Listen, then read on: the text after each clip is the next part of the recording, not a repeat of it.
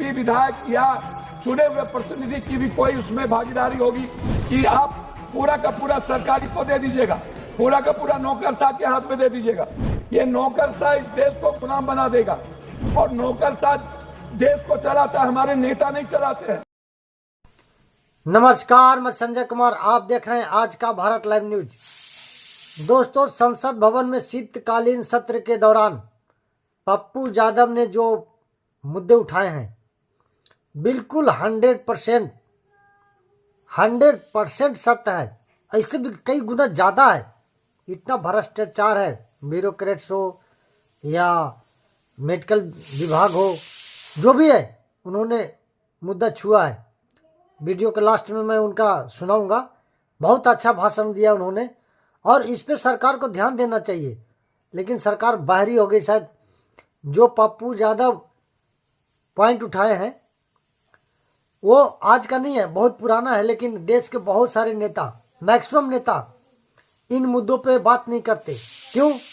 कि इनसे इनका भी जीवन चलता है, कमीशन जाता है इतना बार। आज ही बिहार में विजिलेंस का न्यूज आ रहा था, एक जगह छापा पड़ा, एक इंजीनियर के घर में 15-16 प्लॉट नहीं, प्लॉटा 4-4, 5-5 कट्ठे का प्लॉट और 15-16।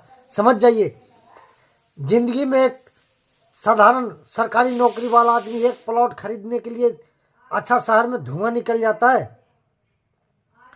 कहीं से लोन लेना पड़ता है, कहीं से कर्ज लेना पड़ता है, किसी रिश्तेदार से लेना पड़ता है, धीरे धीरे चुकाते हैं।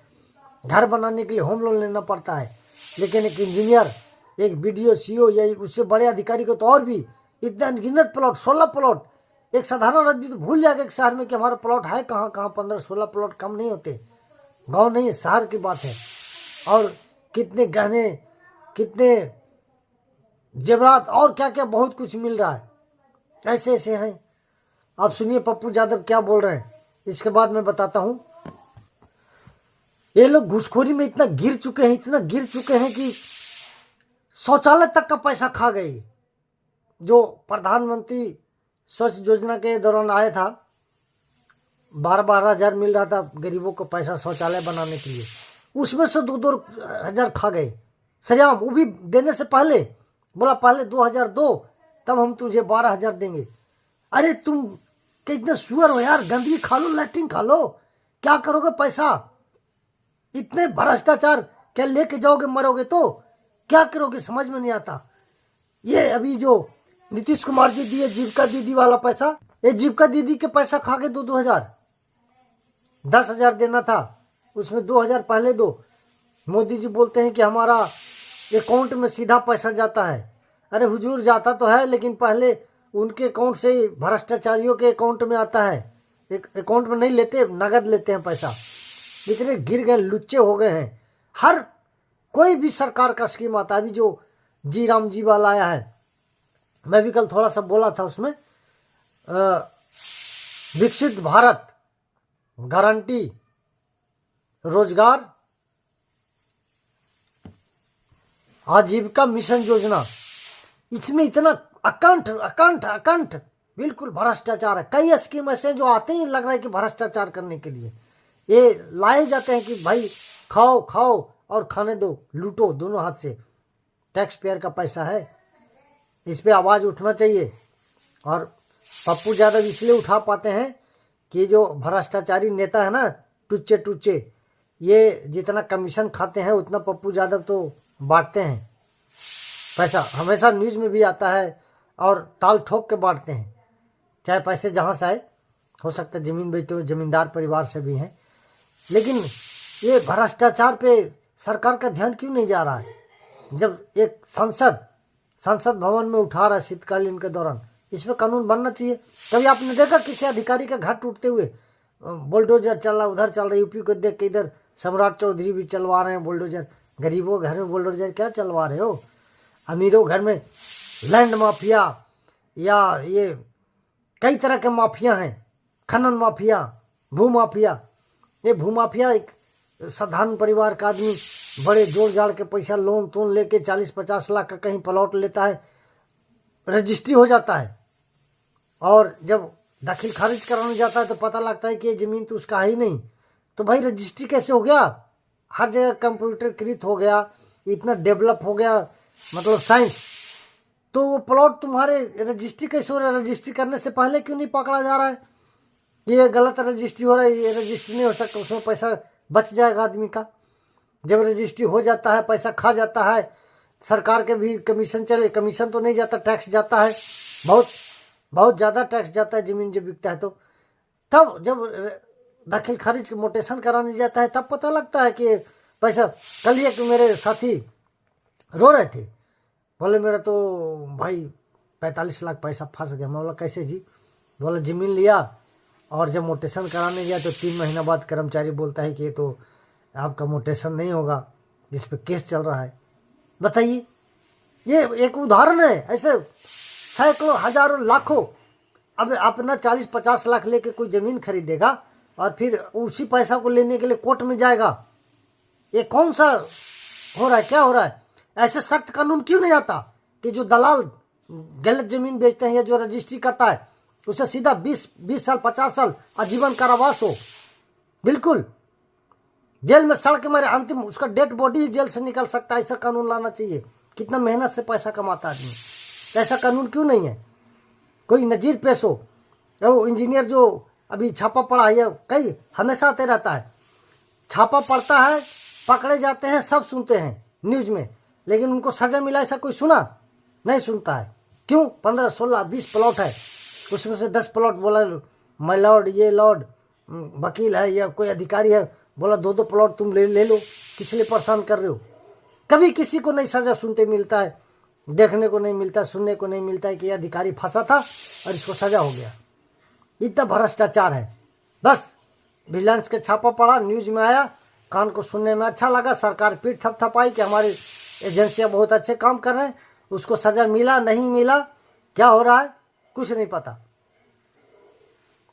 इस पे बहुत सख्त कानून लाने की ज़रूरत है। पप्पू यादव सही बोल रहे हैं। वीडियो लंबा हो जाएगा, आज के वीडियो में इतना ही। अगर आपको वीडियो अच्छा लगता है तो लाइक कीजिए, शेयर कीजिए, सब्सक्राइब कीजिए। नमस्कार, धन्यवाद। धन्यवाद। मैं सरकार से कुछ मुद्दों पर कानून नाम बदलने से देश और आम आदमी के अधिकार के लिए कुछ भी नहीं होगा। मैं अभी इंडिगो से ही शुरू करता हूं। इतनी बड़ी त्रासदी, बंद, पूरा देश गुलामी की ओर चला गया, बंद हो गया, हम सब लोग कैद हो गए और कल भी कोई फ्लैट नहीं हो रही, लगातार साजिश हो रही है। क्या इस देश के पूंजीपति जो भाग जाते हैं, जो देश में पैसा लूट के चले जाते हैं, या देश में जो पूंजीपति यहाँ रह रहे हैं और जो इस देश के आम लोगों के साथ खिलवाड़ करता है, चाहे वो इंडिगो का मालिक हो, उसके जुर्माना के लिए उस पर क्या कार्रवाई होती है, उसका कोई कानून नहीं है। जैसे मेडिकल काउंसिल ऑफ इंडिया, ये जो 1 नेशन 1 हेल्थ, 1 नेशन 1 एजुकेशन, आप जर्मनी जाइए, अन्य कंट्री में जाइए, कहीं पर आपको प्राइवेट एजुकेशन, प्राइवेट हेल्थ नहीं मिलेगा, सरकार के द्वारा सब कुछ प्रायोजित है। लेकिन भारत में पूरा का पूरा प्राइवेट निजीकरण करने के लिए, जैसे उत्तर प्रदेश में 60 आप देखिएगा कि सारे 60 हजार स्कूल बंद हो गए, लगभग सरकारी स्कूल बंद हो रही है, टीचर की सही क्वालिटी के साथ भर्ती नहीं हो रहा है। तो क्या प्राइवेट स्कूल जो बिल्कुल सरकार, जो जैसे AIM खत्म कर रहे हैं, IIT खत्म कर रहे हैं, पूरा निजीकरण लोगों के हाथ में दे रहे हैं, तो इसके लिए कोई ऐसी बॉडी, रेगुलेटरी बॉडी बनेगी? क्या कोई अकाउंटेबिलिटी तय होगा इस देश में? कौन इसके लिए कानून अच्छा था कि खराब था, ये तय कौन कर रहा है? अच्छे लोग कौन है यहाँ पर बैठे हुए जो सब मिलकर तय कर रहे हैं कौन कानून खराब था, कौन कानून अच्छा होगा? ये पूरा का पूरा जो संशोधन है वह अपने फायदे के लिए पूंजीपति, बड़े बड़े कॉर्पोरेट, बड़े बड़े निजीकरण वाले लोगों के लिए कानून बनती है। तो मेरा हेल्थ को लेकर के, ये जो डॉक्टर जिस तरीके से पूरा का पूरा चिट्ठा लिखते हैं, या हम जब जांच करने जाते हैं या हम अस्पताल में जाते हैं तो हमको मरे हुए लोगों को भी ICU पर भर्ती करके पैसा वसूलता है और मनमानी फीस लेता है। कोई जांच नहीं है इसके लिए, कोई जांच वालों के लिए कानून नहीं है, कोई प्राइवेट जांच वाले के लिए जितना पैसा हो। तो क्या इसके लिए भी कोई कानून? 71 कानूनों में बदलाव में आप व्यवस्थित कर रहे हैं, क्या डॉक्टर मनमानी ना करे? क्या ये डॉक्टर पर रेगुलेटरी बॉडी बने, कोई इसको देखने वाला हो? क्या हमारे माननीय MP, विधायक या चुने हुए प्रतिनिधि की भी कोई उसमें भागीदारी होगी कि आप पूरा का पूरा सरकारी को दे दीजिएगा, पूरा का पूरा नौकरशाह के हाथ में दे दीजिएगा? ये नौकरशाह इस देश को गुलाम बना देगा और नौकरशाह देश को चलाता है, हमारे नेता नहीं चलाते हैं। इसीलिए अकाउंटेबिलिटी वहां होनी चाहिए। तीसरी चीज भू हदबंदी कानून लागू हुआ, लेकिन ना तो किसी को गरीब को जमीन मिलता है, ना लाभ कार्ड मिलता है। उद्योगपतियों के लिए 1 रुपये में 1000 बीघा जमीन मिल जाता है, लेकिन यदि गरीब को 5 डिसमिल जमीन की बात होगी, गरीब को देने की बात होगी, तो उसको नहीं मिलता। क्या उसके लिए कोई कठोर कानून लाए जाएंगे? दूसरी चीज हम बात आपसे करते हैं, जज नहीं है, आप उठा करके देख लीजिए केस पर केस चार्जशीट कौन देता है? जो लोग चार्जशीट लिखते हैं, डायरी लिखते हैं, वो प्रभावित होता है सरकार से। क्या उसके लिए कोई अकाउंटेबिलिटी तय होगी? गरीब आदमी जेल में रहते हैं, सारे बड़े बड़े पैसे वाले बाहर में रहते हैं, उनके लिए कोई कानून नहीं है।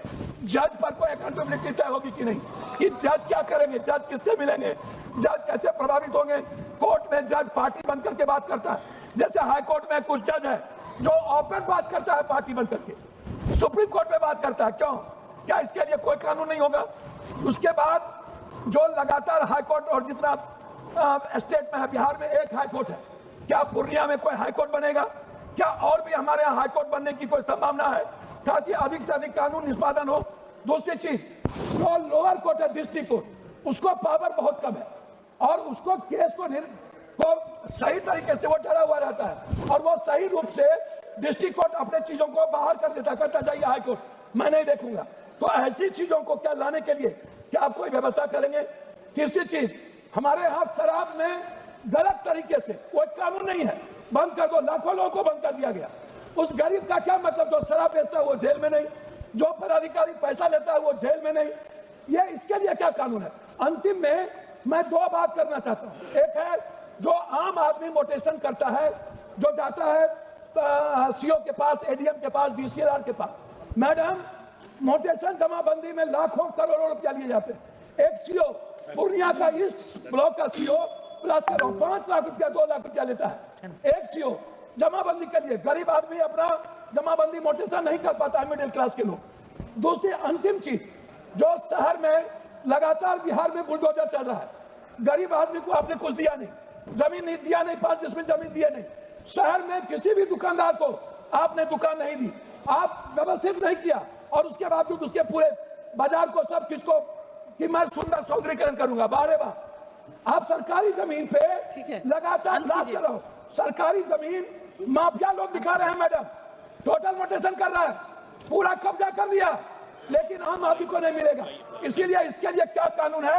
मेरा अंतिम में आपसे मैडम आग्रह है कि आप अधिक से अधिक जज को अकाउंटेबिलिटी में लाइए, अधिक से अधिक हाई कोर्ट का बेंच का निर्माण करिए।